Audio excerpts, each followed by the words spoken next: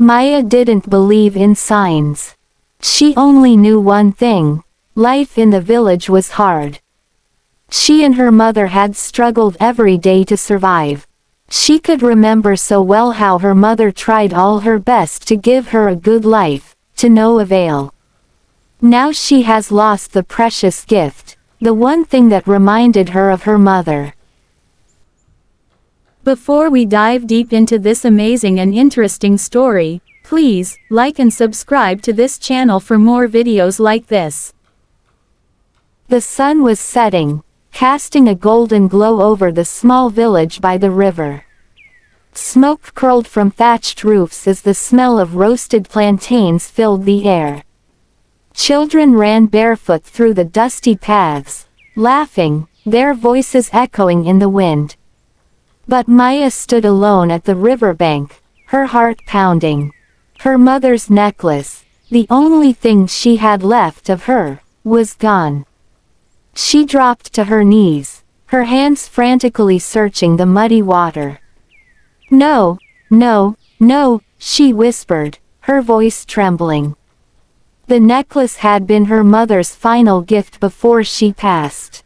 A simple thing, old, worn, but priceless to Maya. Losing it felt like losing her all over again.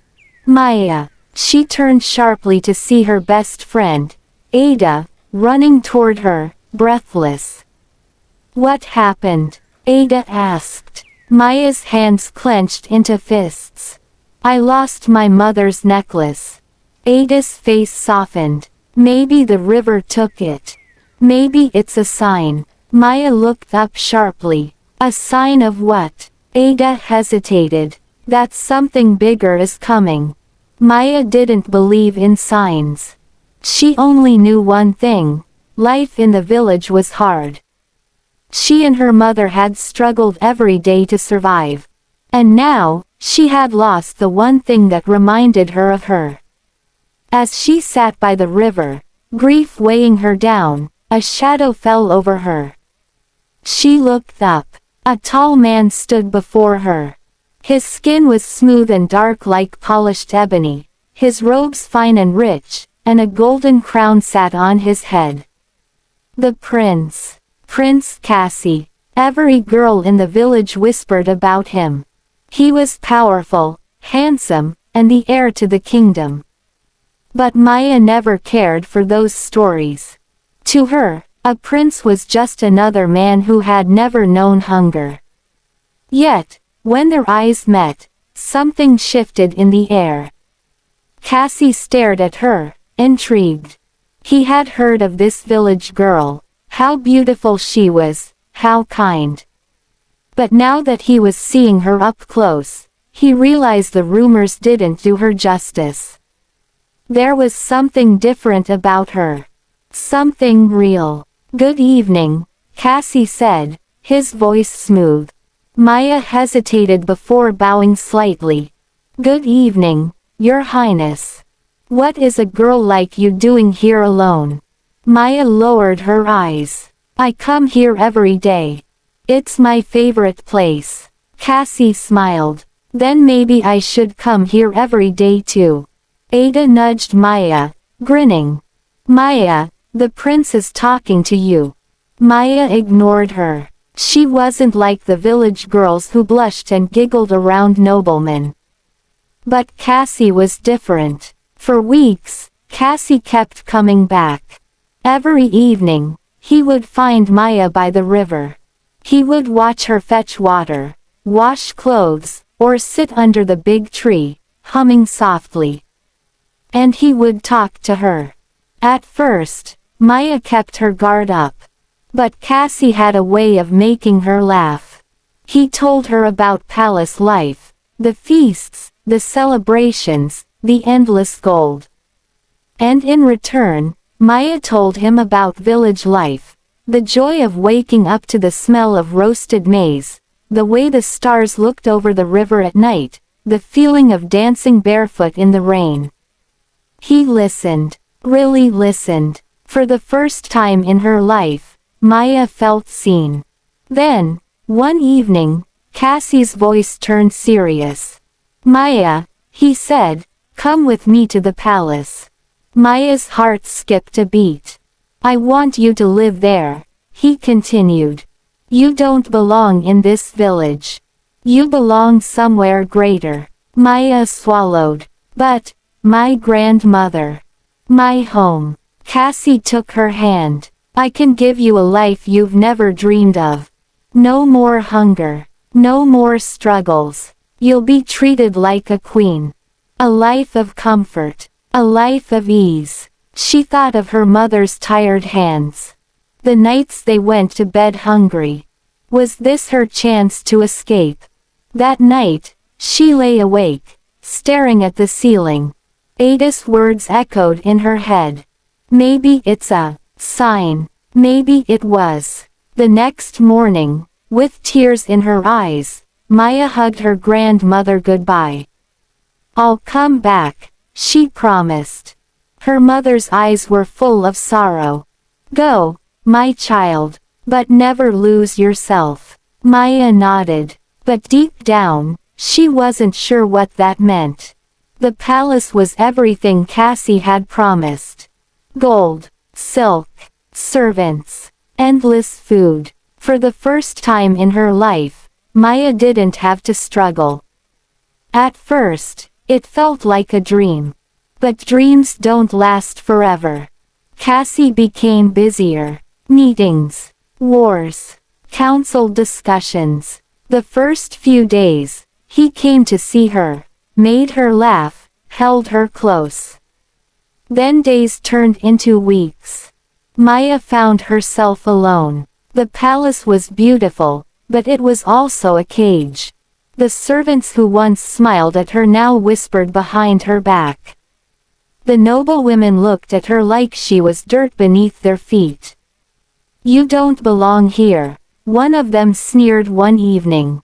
You're just a village girl in fine clothes. Maya said nothing, but that night, she stared at herself in the mirror. Who was she? She had left her village to find happiness. Instead, she had lost herself. One evening, Cassie finally came to her. You're quiet, he said. Are you not happy? Maya looked at him, her heart breaking. I thought I wanted this life, Cassie. But now I see, I don't belong here. His face darkened. I gave you everything, Maya. Maya shook her head. You gave me riches. But not love. Not family. Not home. Cassie was silent. For the first time, he realized something. He had taken Maya from everything she loved, thinking that wealth would replace it. It couldn't. Maya stood up, her decision clear. I'm going home. Cassie's jaw clenched. If you leave, you can't come back. Maya swallowed hard. Then she turned to the door. Then I won't come back. The walk back to the village was long, but every step felt lighter. When she reached the river, the villagers ran to her, their eyes wide with shock and joy. Maya, Ada cried, grabbing her hand. You came back. Yes, I did, Maya said, her voice barely above a whisper. Her grandmother appeared, her hands trembling. My child. Maya ran into her embrace, feeling the warmth she had missed so much. She had left in search of happiness. But happiness had been here all along.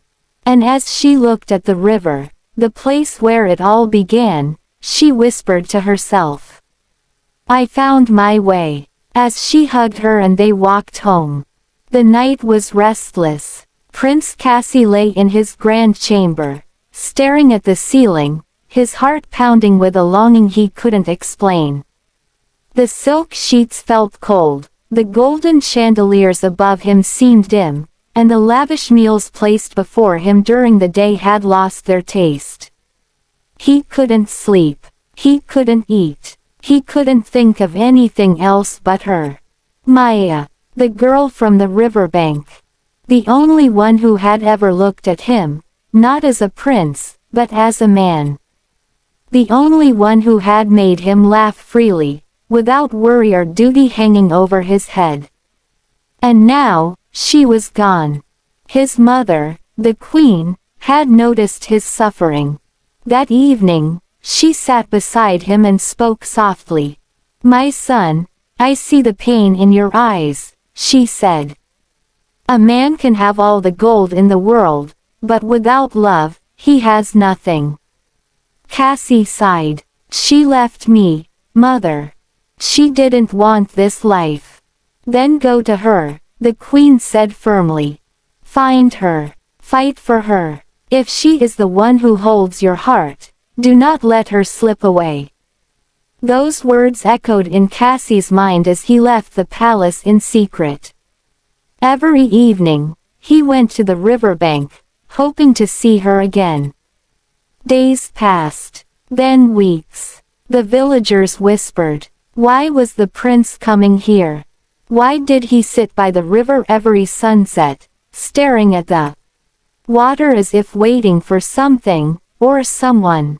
Cassie didn't care about the whispers. He only cared about finding Maya. Then, one fateful evening, as the sun painted the sky in hues of orange and purple, he saw her. She was kneeling by the river, washing clothes, her long dark hair flowing over her shoulders. She hadn't noticed him yet. His heart leapt. "Maya," he breathed. She froze. Her hands stopped moving. Slowly, she turned her head. Their eyes met. Maya's breath hitched. It had been so long. She thought she would never see him again. But here he was, standing in the very place they first met. "You came back," he said, stepping closer. Maya swallowed hard. "Why are you here, Cassie?" "Because I can't live without you," he admitted. "I thought the palace was home, but I was wrong. Home is where you are." Tears welled in her eyes. She had missed him, too, more than she dared to admit. Cassie reached out and took her hands. "I don't care about the palace, the gold, or the rules. I only care about you. Come back with me, Maya, not as a guest, but as my wife." Maya's heart pounded. Could she really belong in that world? Then she saw it, the raw truth in his eyes. He had everything, yet without her, he had nothing. Slowly, she nodded. The wedding was the grandest the kingdom had ever seen. Villagers and noblemen alike gathered to witness the union of the prince and the village girl. The same noblewomen who once mocked Maya now watched her in envy, their faces tight with jealousy. For Maya was not just beautiful, she was strong, radiant, and deeply loved. And as Cassie took her hand under the golden glow of the sunset, he whispered, "I found my happiness, Maya. And it was you all along." Maya smiled, her heart full. For she, too, had found hers. Thanks for watching. Please don't forget to like, comment, share, and subscribe to my YouTube channel.